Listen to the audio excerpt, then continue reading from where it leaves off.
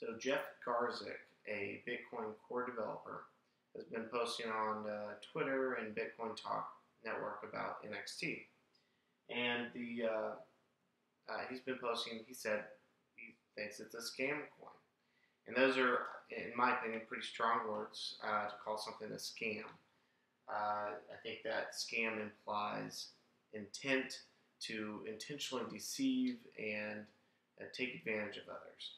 So I don't believe NXT is a scam coin, and I'm going to walk through why that is. So first, Jeff Garzik. I've read some of his stuff, but really I don't know, beyond what he's posted just recently. I've not read or kept up with what he does. Myself, I am just a Bitcoin enthusiast who has recently got into NXT. I'm not part of the initial shareholders or distribution of NXT. I'm not a NXT shill, as some people claim people who promote NXT is. I'm just a person who likes good technology, who looked into the technology behind NXT and was excited about what they had to offer, and think it has a lot of huge advantages in the cryptocurrency space. And I give it the true NXT 2.0 or the Bitcoin 2.0 term, because I think it really lives up to that standard. So Jeff posted this. I don't know what the catalyst was for him, doing this post in the first place, but he did a whole litany of reasons why he thinks it's a scam. And we'll take them one by one, and I'll give you my opinion on each one of these. So he says it's marketed like a penny stock. And honestly, I thought the same thing too at first. And, I mentioned that, and actually in one of the previous videos that was one of the turnoffs is I listened to Let's Talk Bitcoin, and the podcast, they'd have like a little 20-second interlude of, let's NXT, the next generation of cryptocurrency, and it honestly sounded too promotional, and that it was one of the turnoffs. And it wasn't until, unfortunately, I didn't look at it until May of this year. I wish I'd looked at it a little sooner, because I think, again, what I said in that original video is once I actually looked at the technology and looked at what was behind NXT, it was, the functionality and what the advantages it brings are, gets me past a lot of the initial concerns around the marketing. And I'll talk a little bit about that down here as well. So anonymous developers is one of his complaints. Really? Anonymous developers? I don't see how that could be a complaint around a cryptocurrency. I mean, the whole space was started by Satoshi, as notoriously anonymous. So I don't know what the I'll use this to keep in mind that Bitcoin is 5 years, okay? 5-year-old project. NXT is barely 10 months old, okay? So as we're making these comparisons, you're talking about Bitcoin, which is a project that's been around for 5 years, was started by an anonymous developer and then handed over to other people that took over it and developed good processes over time for the development cycle. And so we're talking about, when we compare like today, one to the other, keep in mind this has been around 10 months versus 5 years for Bitcoin. So let's go to the next one here. Closed development. Now, closed development, the main reason for closed development is because if you open source everything right from the beginning, before you've developed a network of your own, anyone can just copy that code and make one small improvement or market it better and take advantage of all that work that you've done. So initially, closed development is what a lot of the coins do. It's not a difference if you look at the other new altcoins that are out there. They typically keep closed for a little bit, but all the source, this is closed development. So as the code's being developed, so that the very most current code is what's not available. It's only available to the devs that have been, decided to work with the core team. So each time they release, immediately when they release a new version, all the source code is available. So there's not, the source code is definitely available. It's out there. It's out on Bitbucket. If you search for NXT Jean-Luc Picard NXT Bitbucket, that'll pull up the source. You can view it all, and it's right there. So there's active discussions in the community as should we allow every other community to see these active commits of exactly what we're working on. For instance, the voting capability has been in progress for a couple releases now, but they haven't finished it or finalized it to make it an actual release. So they've been working on stuff for a long time, but it's not ready for release. So, and you've got like NHZ, you've got NEM, NEM, you've got Quora with a Q, you've got Quora, and you've got, which renamed it Aura. All these coins are looking at what NXT did, and they're wanting to duplicate that in some way or fashion. Some of these use the exact code from NXT, but I think most of these have, because of the backlash of just copying the code straight up, a lot of them are trying to produce their own code, but that even if they're producing their own code, they're looking at the NXT code, seeing what's being done there, and incorporating that ideas into their own projects. So what Bitcoin can open source its development process, open source everything, because you can copy the code, but you can't copy the user base. When you have a project that's only 10 months old, if you copy the code, you may be able to, you don't have an established user base that locks you in as the true winner. So this is not unusual, and this will change in the future. If NXT really takes off and gets a user base, they can clearly open the whole, the most current development process. So I don't see that this is a red flag at all at 10 months into a new cryptocurrency. He talks about some members dodging attacks. I think some members don't know how to respond to some of the attacks. Like the most recent one is they call it the nothing at stake issue or problem or attack, or what do you want to call it? Which I think is kind of hilarious, because nothing at stake, if you look at what nothing at stake even means you don't have anything at stake. You can forge on multiple chains at the same time, but the fact that you can forge means you do have a lot at stake. So I think this is, one of the best comparisons is, let's talk about bit undo. So on the Bitcoin side, miners have a financial advantage to incorporate transactions from bit undo to reverse Bitcoin transactions. And they'll get paid from bit undo to reverse transactions in the Bitcoin network. However, people talk about, miners won't do that because that will hurt the network, thus hurting them.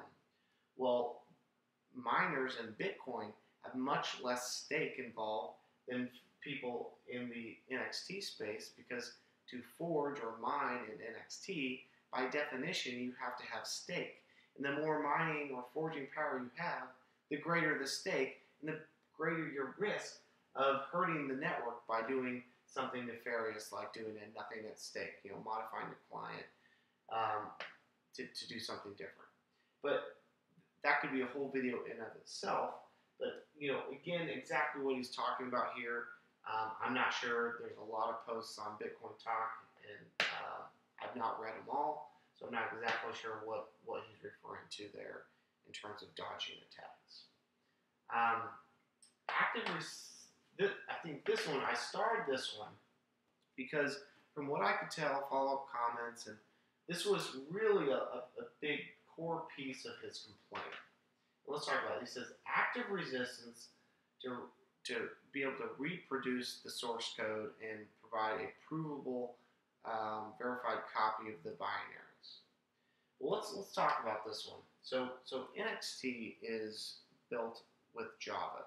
So when you compile, you write Java code, and you compile that Java code, and it becomes, I forget the name. I think it becomes object code, which is becomes a .class file. And then this is, operating system agnostic. And then this can be ran on any computer using the Java virtual machine.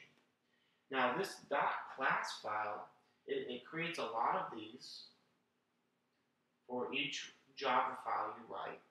And then it consolidates all of these into a .jar. And so this .jar file is how NXT is distributed. And if you look at the NXT downloads, like the very latest one, 1.2.8, I downloaded the one directly from Bitbucket. And not only does 1.2.8 include the jar file, it also includes the entire source code that's built from. And I verified using a Java decompiler that the jar file matches the source files exactly. And not only that, the source files also match what is in the most recent, source code repository at Bitbucket. So he claims that there's active resistance to providing reproducible code, but that just isn't true. I mean, you can verify the source code is line for line identical to the Java code that's listed out on the website. And if you don't trust the jar file that's distributed here, you can download the source and compile it on your own, just like with Bitcoin. It's the exact same thing. With Java, it is more complex to create a .jar file that is identical. Apparently, it is possible to do, but I would say that the one good point that he makes is that it should be as easy as verifying a hash, and that it shouldn't be, I guess, Jean-Luc Picard is the head maintainer of the NXT source code, and when he puts out a list, or he puts out, a release, says, here's the Shea hash of it, to verify, here's my GPG signature. The one thing that's missing there is, let's say he himself is under duress. Having just a single person sign that and validate that file is not a good motion or a good method to do that. So again, keep in mind we're at 10 months into this project. At 10 months into Bitcoin, where were we in the development? Compare NXT to Bitcoin 10 months in. I guarantee Bitcoin did not have the exact same nice release process that Bitcoin does today. So it is a valid criticism that this process can be improved, but it does not mean that this is a scam. Just because we don't have the exact as well-developed processes for the releases and the verification of those releases does not mean that it's a scam. Again, you can go verify all this source code yourself. I did it personally. I know firsthand that the 1.2.8 code is identical to the source. The jar file matches the source code. Now, I did not do an exhaustive scan of the source code myself, or looking for any hidden backdoors or anything in the source code itself. But this source code has been open for a long time, and I have actually looked at part of the forging process. I have not personally looked at the entire thing, but this is open for anyone to look and anyone to inspect. And same thing goes for Bitcoin. The source is open, and it's relying on people to look at it and inspect it. All right, so I don't know why he thinks there's active resistance. I think maybe some of the initial comments from one of the developers, um, we're talking about the challenges of making a single jar file that does a Shea hash. I think what the easiest way to do this is to utilize some of the functionality in NXT itself. I don't see why maybe in the future we could do something like, for a particular release, once we have the jar file and the hash, we could do and once the NXT voting capability is out there, we could create a special vote called NXT 1.2.8 Shea 1, and then list the actual hash, or not Shea 1, we don't want to use that. Shea 2, the 256-bit hash of that, and then people could vote with their stake whether that's a valid release or not. So I believe the NXT community will come up with something to make this process better. That's a valid criticism, but you don't have to go make some claim that's a scam coin because the release cycle is not as good as what's done with Bitcoin. Attacking critics, again, I've not read every single post out there. There's too many for me to read, for I think any one person to read. I don't know what he's talking about there. But again, I would say, okay, you complain that people are attacking. I'm not attacking Jeff personally, but I think the way he went about this and saying NXT is a scam coin is a bad way to address many of these issues. And I really don't think, I personally have some amount of stake in NXT, but small still compared to what I have in Bitcoin. But I still think this is not, I don't think he's really looked into NXT and the technology behind it before jumping to this conclusion and broadcasting it out. I think that's the problem is, he's got a lot of people that reads him, and he's, making this claim that it's a scam coin, when I don't think he's justified in making that claim. Inside jobs of some, again, there's some claims of that. I think that's just pure speculation. Emotion comes into this a little bit.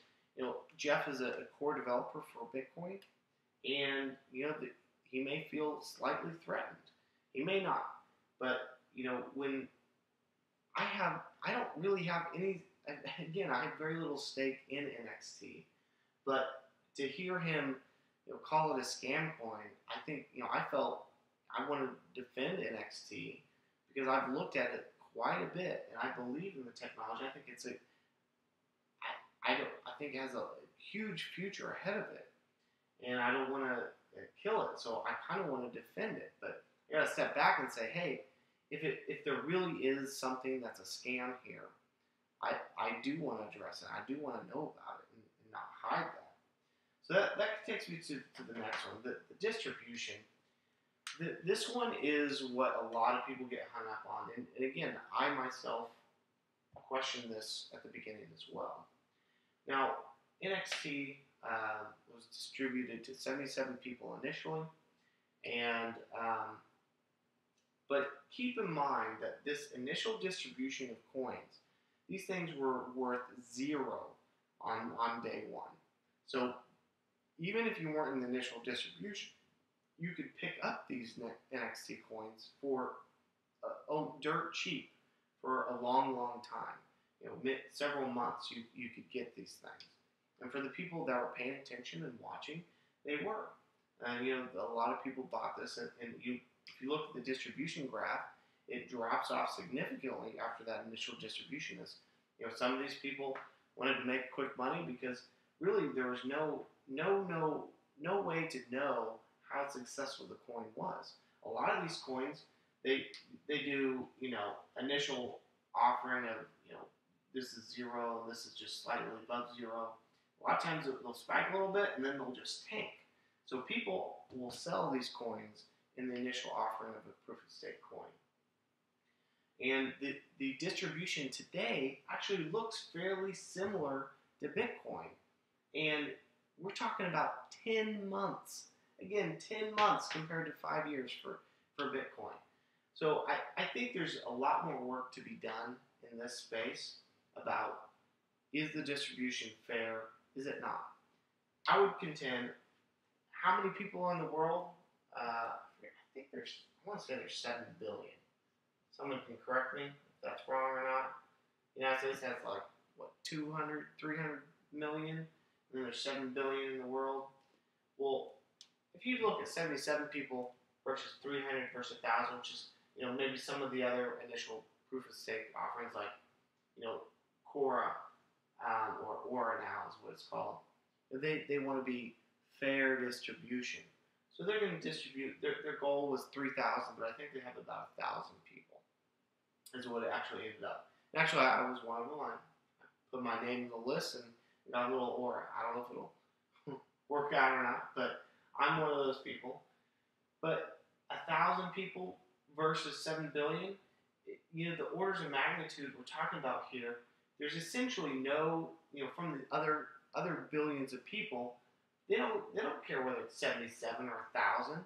It looks identical. So how do we create this new coin without having the initial, distribution? The second thing I'd say is we don't know what is the most successful and best option for an initial distribution. Is it 77, 300, 1,000, 80,000? I would say that one of the advantages of having a smaller distribution, like 77, is that people have significant stake in something. They are actually going to work towards it. And maybe if NXT had 300 people initially, maybe everyone would just say, oh, I just have a small stake. I'll let those other guys, work on it. And, if it makes any money, I'll sell my stake. And if everyone thinks that, essentially nothing's going to get done. With 77 people, you've got a lot of people with significant stake, a lot of people that worked on development, worked on marketing, and worked to promote the coin itself. And maybe this is one of the key factors that makes it a successful project to begin with. It makes its value, not zero. So, I would say this still here, there's a lot of debate that can be done around this. I still haven't wrapped my brain around how, this still is a small number. But,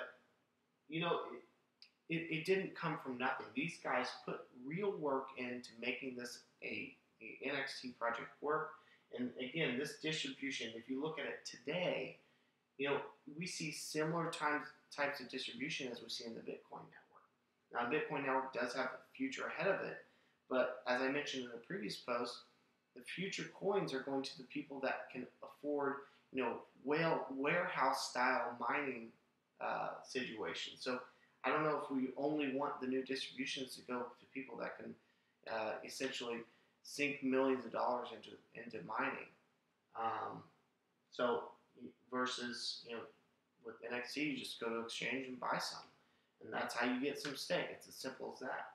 As well as, I think I'm going on for like 20 minutes or 30 minutes now, but another complaint was that, what's the point of NXT?